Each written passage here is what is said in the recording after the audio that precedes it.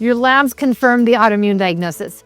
And the thing that no one prepared you for is that the hardest symptom is not the pain. It is that you stopped caring about your own life. Welcome to this episode of the Biology of Trauma podcast. I am your host, Dr. Aimie. Today, we're talking about depression and autoimmunity and which one actually comes first. We're often told you get sick, life got hard, and you become depressed. And that's not wrong, but nor is it the whole story. And in this episode, you'll learn what the research shows and why depression can be an expression of the same biology of trauma that autoimmunity is. This is also why antidepressants may underperform. I do have a free resource for you to help you see if you have unresolved stored trauma as part of the depression or autoimmunity picture for you. Hang out with me and I'll show you how to get it later in the episode. Finally, subscribe and turn on notifications so you don't miss future episodes. Let's jump in.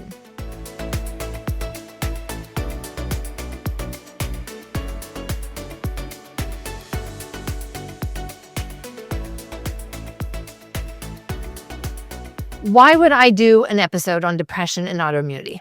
I keep meeting the same person. She has an autoimmune diagnosis, Hashimoto's or lupus or rheumatoid arthritis.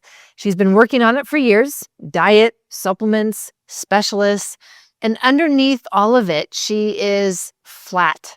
She's struggling to find the motivation to live life. She's not sad exactly, it's just flat. She has mentioned it to her doctor. She was offered an antidepressant. She may have taken it, may not have. It did not do much if she did. And if it were not hard enough to deal with autoimmunity, she is also now trying to ignore the depression that would make her sink into the exhaustion. I recognize her quickly because I was her. What would eventually become my health crash in 2014 during my third year of surgery residency, it actually started about a year prior with depression.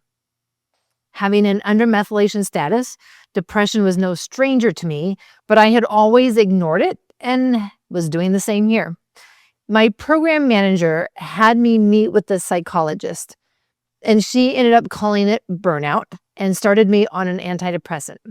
This was long before the full fatigue happened and the discovery of autoimmunity. Many providers and therapists assume that depression is the reasonable emotional response to having the diagnosis of a chronic illness. And your body is not the invincible machine that you thought it was. And so now you are faced with the reality of having a chronic illness. And so it's natural that this would be depressing. And that conclusion is what I want to interrupt in this episode, because there is a growing body of research and experience saying that depression and the autoimmunity are not in a straight line. They are in a loop. In fact, depression may precede an autoimmune diagnosis. Let me share some of the research because the numbers are worth having. And I'm going to translate every one of them as I go along. A number that you cannot picture is just decoration until we understand what it means for us. Let's start with a meta-analysis that was published in 2024. And this was in the Behavioral Medicine Journal, Mental Health. And it pooled 47 studies that have been done covering 40.77 million people. This is what they call a meta-analysis. They did not run a new study. They did an analysis of all of these other studies. They gathered them up and pooled the results together. 40 million people. That's a large body of evidence. They found that people with an autoimmune condition had a relative risk of 1.85 for developing depression, which means that if you have an autoimmune condition, your chance of developing depression is close to double what it would otherwise be. Then they looked at the other direction. People with depression had a relative risk of 1.84 for developing an autoimmune condition, which means that one runs close to double as well going the other way. People with depression have nearly double the risk of developing an autoimmune condition. Wow, I just need to take a moment with that. One calibration on the word double, because I do not want to alarm you. Double a small chance is still a small chance. And depression is common enough that doubling is worth your attention.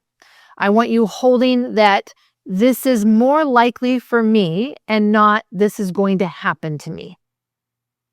And I want to be careful here for another reason, because this is where health content usually overreaches. Correlation running in both directions does not prove either one causes the other.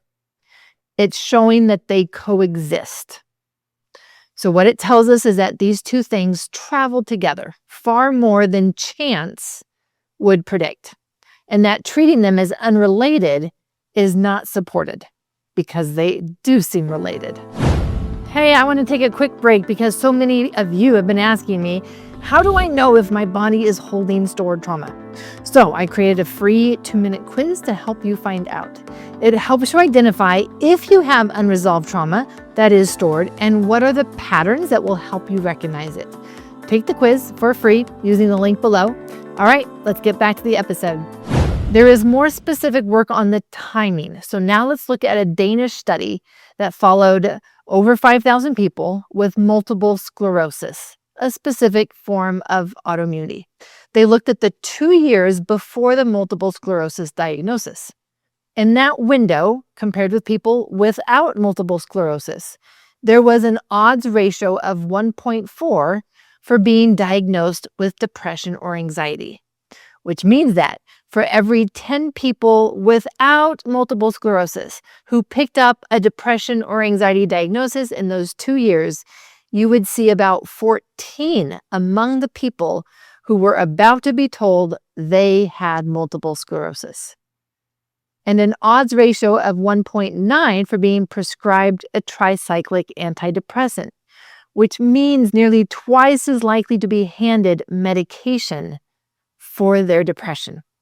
I find that second number very interesting. The prescriptions ran higher than the diagnoses. Something was being treated before it was being identified. Now, an odds ratio of 1.4 is modest. Plenty of ordinary things raise your odds by 40%. I'm not going to inflate it for you, but if it is consistent, it points to something important. Some proportion of people are sitting in a psychiatrist's office with depression that will not respond and are in the early biology of an autoimmune process that just has not showed up on the panels that they are running for autoimmunity. And that was exactly my experience. Let's look at a separate Danish study of roughly 1.1 million people who found that depression raised the risk of later autoimmune disease, and it did so in a dose-response pattern. What does that mean? That means that the relationship scaled, and so more depression meant more risk of autoimmunity. Less depression, less risk that autoimmunity would be correlated with it. So dose response matters. The degree of depression was related to the degree of risk of autoimmunity. When something tracks up and down alongside the outcome, it gets harder to explain away. This was also one of the significant findings of the adverse childhood experiences studies that really made us need to take a look at it. It was in a dose-dependent relationship, meaning the more adversity and toxic stress you experienced as a child, the more the outcomes of adult chronic illness were showing up.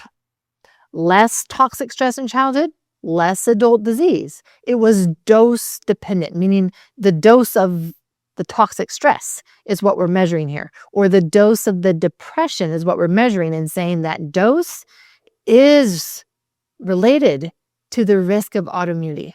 So it is one of the ways that we start distinguishing a real biological relationship from two things that happen to sit near each other. What sits upstream of both? So if these two things are looping, depression, autoimmunity, what is feeding the loop? Part of the answer is what I just mentioned in early life. In 2025, a meta-analysis in brain, behavior, and immunity looked at childhood adversity and later autoimmune disease. 27 studies, nearly 8,800 cases, and 3.3 million controls. And they found an association. The effect size was 0.3, which means the difference they measured was real and small. So let's look further into that. Researchers score these on a scale where 0.2 counts as small, 0.8 counts as large. And so this one sits closer to what would be considered small. And here I want to slow down because how I handle this research is the difference between being useful to you and being another person selling you a story. The authors of this study themselves describe what the effect as small.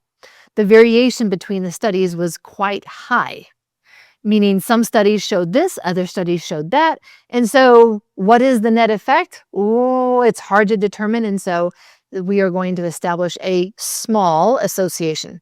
And so the studies disagreed with each other quite a bit about what they were finding.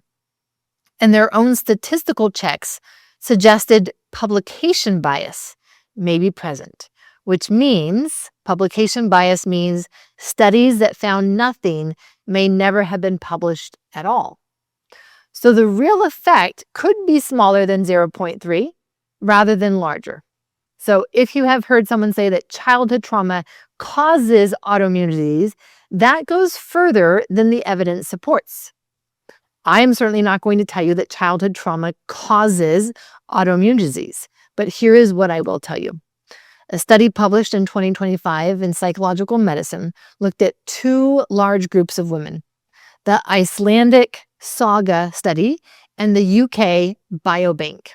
Over 100,000 women between them. They found adverse childhood experiences associated with autoimmune disease in a dose-response pattern.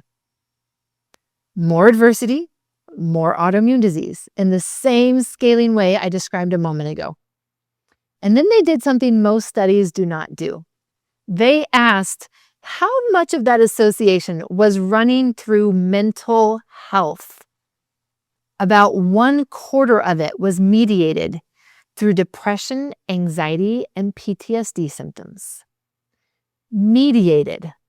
Mediated is the word that I want to lean into here. It's the word that matters here. It means that of the whole connection between childhood adversity and autoimmune disease, roughly 1/4 of it appears to travel through mental health on the way.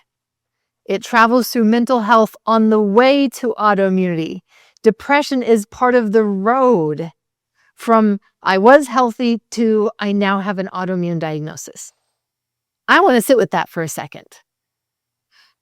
The depression somehow is carrying part of the load that becomes autoimmunity. It's not just sitting alongside the disease process and watching it. It is part of the process. And the mechanism is actually not that mysterious. Toxic stress or trauma in early life changes how the nervous system organizes itself for survival. It creates more adrenaline. It changes our immune system. It changes our endocrine system or the hormones, even specifically cortisol and its relationship with the immune system. Over time, the immune cells become less responsive to cortisol. That last piece is the one worth understanding. Cortisol is one of the ways your body turns inflammation off. And so when the receptors stop listening to it, the off switch stops working. Cortisol levels can be perfectly adequate. In fact, cortisol levels can be high. It doesn't matter because the message is not landing. The receptors have stopped listening to the cortisol. This is what often makes the cortisol even go higher. It's trying to get the message to the cell to turn off the inflammation, and the receptors are just not listening. And so one of the ways in which this creates a biology of trauma is through low-grade inflammation becoming the default state of our immune system. A review published just this year, 2026, in the Journal of Neuroinflammation traces this whole chain. Early adversity, then the changes in the nervous system, more sympathetic state with adrenaline, and then chronic low-grade inflammation, with changes that then happen in the brain regions that handle emotion, ending in both depression and autoimmune pathology. That is a peer-reviewed immunology journal describing what my experience was and what I have been teaching in the biology of trauma. This is biology. The depression and the autoimmunity then are not a weakness of character, and they're not even always genetics, and certainly not something that you should have efforted more willpower to have handled better. So why does the depression feel different and act different in autoimmunity? Here's an important aspect of depression and autoimmunity I would want you to take from this episode. What you are experiencing may not be depression in the way you were taught to recognize it. In 2008, a researcher named Robert Dancer published a paper in Nature Reviews Neuroscience called From Inflammation to Sickness and Depression, when the immune system subjugates the brain. He describes something called sickness behavior. You already actually know what this is. Think about the last time you had the flu. I mean the real flu, not just a cold, the flu. You did not want to eat. You did not want to move. You certainly did not want to see anyone or have a conversation. Even the things that brought you joy did not want those. Nothing was interesting. You were not sad about it. You were just flat. You were just gone. For me, when I was experiencing my depression related to the autoimmunity, it felt like no motivation, no excitement, no energy to do the things that normally brought me joy. Riding my bike has always brought me joy. And yet, I would think about riding, or someone with good intentions would tell me that I should. And rather than the usual, oh yeah, I love that feeling, I would love to go ride my bike. Even if I can't, I still get excited about the idea of riding my bike because of how it feels. There was just flatness. That is the biology and its coordinated programming running underneath the mood. And this is what happens in the flu because of the changes in the immune system and the inflammation that happens in the flu that causes depression. And so as we look at the role of the immune system and inflammation in depression, we can see how not only may this feel a little different, it may look a little different, but it may not respond to the usual antidepressants that focus on brain chemistry and not the actual inflammation and immune system imbalances that are contributing to the depression. And so the immune system is sending inflammatory signals to the brain, and your brain is responding to the inflammation in the same way that it responds to the inflammation of the flu. And this is going to result in a conservation mode. It's going to result in a hibernation mode. Think of having the flu and you just want to hibernate. That's what this depression can feel like with autoimmunity because it's responding to the same type of immune imbalances and inflammation.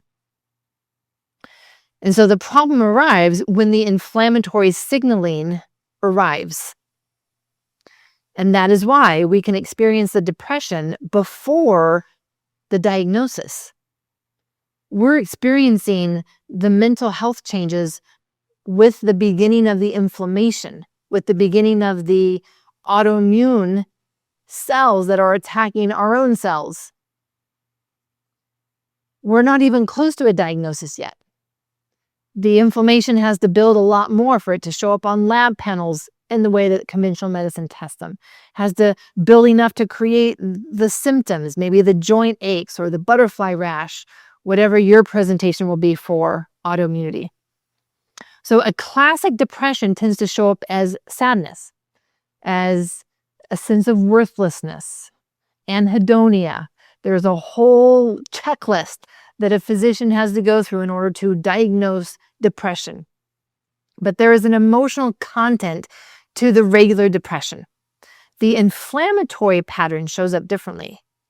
It's just flatness.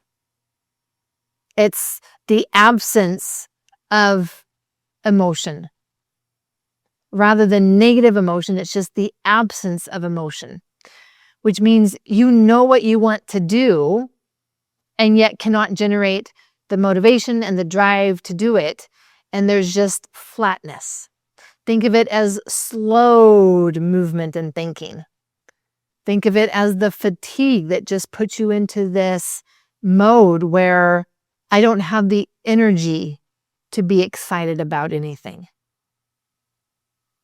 So if you've been trying to work on your depression by working on your thoughts, and that has not shifted, this may be why. You've been addressing a level above where the decision is actually being made, which is in the cells with the immune system. And this is where understanding the biology is so helpful, because now we can be more precise about how to help relieve this type of depression that is related to the autoimmunity, since it won't come from some of the usual methods that are used for depression. Now, in the general therapy framework, this state of depression is called chronic functional freeze. Or maybe it's a freeze, just not a chronic and not maybe so functional at some point. It's just a freeze. And that's just expressing that idea of the conservation and the hibernation and the shutting down that happens. And it's because it's been fighting for so long and it has reached a point of exhaustion. And so along the way, you'll see different milestones. You'll see different phases. At first, you will still be able to go to work. At first, you will still be able to function. And then slowly that will start to go away. If you're like me, you ignore it until one day you can't get out of bed and you're like, oh, where did this come from? If you are more connected with your body and actually paying attention to your body, you're going to start seeing these changes happening and them not responding to the usual strategies of, well, let me just drink more caffeine. Oh, well, let me just go on a run. Let me just do this and it will get better. These are adaptations that your body is making, and they are adaptations due to the immune system and the inflammation. And so this is why antidepressants often underperform. The antidepressant may not work, and the person concludes that something is wrong with them. I was first started on Zoloft, a serotonin targeting antidepressant. It didn't really work that well, so a second was added not much later, and that was Wellbutrin or bupropion. So a second antidepressant was added to my first because it was not really working. Now, together, they helped some, but it certainly didn't take it away. But the withdrawals were so significant, I felt stuck on these medications that were not relieving the depression.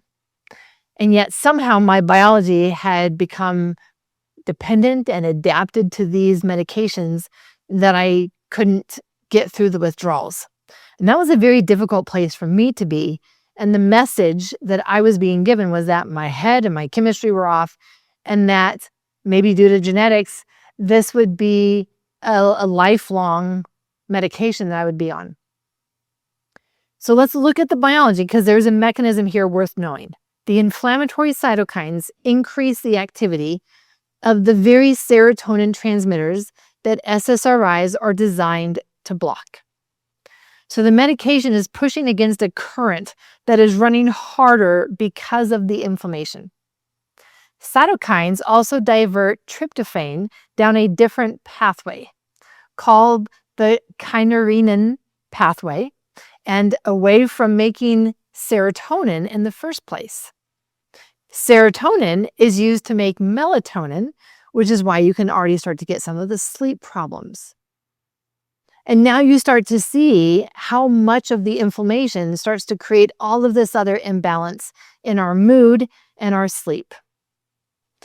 In 2013, there was a trial in JAMA Psychiatry of a drug called infliximab, which blocks TNF for treatment-resistant depression. The primary result was negative. Overall, it did not beat placebo. But what they found was an interaction.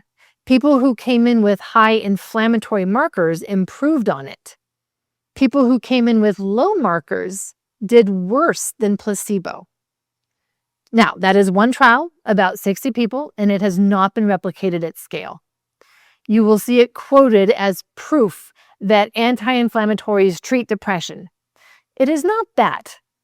And one more calibration, only about a quarter of people with depression have measurably elevated inflammation. So depression across the board is not an inflammatory illness. But if you have an autoimmune condition, you are considerably more likely to be in that quarter. Which means if antidepressants have underperformed for you, that outcome is information about what is happening in your biology. It is not information about your effort. It is information about your biology. So what to do with all of this? The first thing is to stop sequencing them. The old model says, treat the disease and the mood will follow, or treat the mood and you will cope with the disease better. And both assume one is downstream of the other and the evidence points somewhere else. They share an upstream trigger, which means the work that addresses the upstream reaches both. The second thing is foundational skills of shifting your nervous system state. This can be the first place to start when you are stuck in a loop. I started doing daily, simple, somatic or body-based exercises that helped me get out of my mind and all of the thinking and analyzing and find moments where I could create the feeling of safe enough. Yes, I had tried all the protocols. I'd been on the medications like I told you, but I actually had to learn the first step of shifting the state of my survival physiology. There is not a medication that will do that for you. And this is where the sequencing matters, because a body that is still in full-on survival mode will not respond. It doesn't have the capacity. It's not online. And so being able to start with shifting our own nervous system state is where things can start to mobilize and you can start to pick up momentum. So what the body needs first is for the physiology to shift. And it's never going to be just one thing, but it does shift with a sense of safety. So we provide a felt sense of safety. Somatic practices are amazing for that. And then we start to bring in a biology of safety. We look at our nutrient deficiencies. We find what is imbalanced. What can I do right now? No, I can't do it all right now, but I can do something right now. And so we build this sequence of first just helping my survival physiology shift to safety physiology. Then the rest starts to follow. The immune system starts to follow. The immune system has adapted to survival, and now the immune system can adapt to safety. So the sequencing of safety, and then I talk about support being phase 2 of the healing journey, and then expansion being phase 3. The sequencing is what we still want to follow if we are struggling with depression and autoimmunity. And so the states can be shifted. The states have adapted, and what has adapted can be shifted. And that is when the doors open for other elements, the protocols, the therapies, the list of things we know to do, but don't have the energy or the hope to do them. In this episode, we talked about why depression and autoimmunity often run together and how they can each be part of the same biology of trauma. Disease is one of the 5 patterns that we can use to recognize that stored trauma is still having an impact on our life. The good news is that what adapted to toxic levels of stress can be repaired. If you're wondering if you have a pattern that indicates stored trauma, I've created a way for you to assess this. It's free. It takes 2 minutes to answer the questions, and you'll find that assessment linked in the show notes. If this episode helped you in any way, share with a friend who is struggling with depression or autoimmunity. Let's be the person who shares hope and healing. I'm Dr. Aimie. Until next episode, lots of love.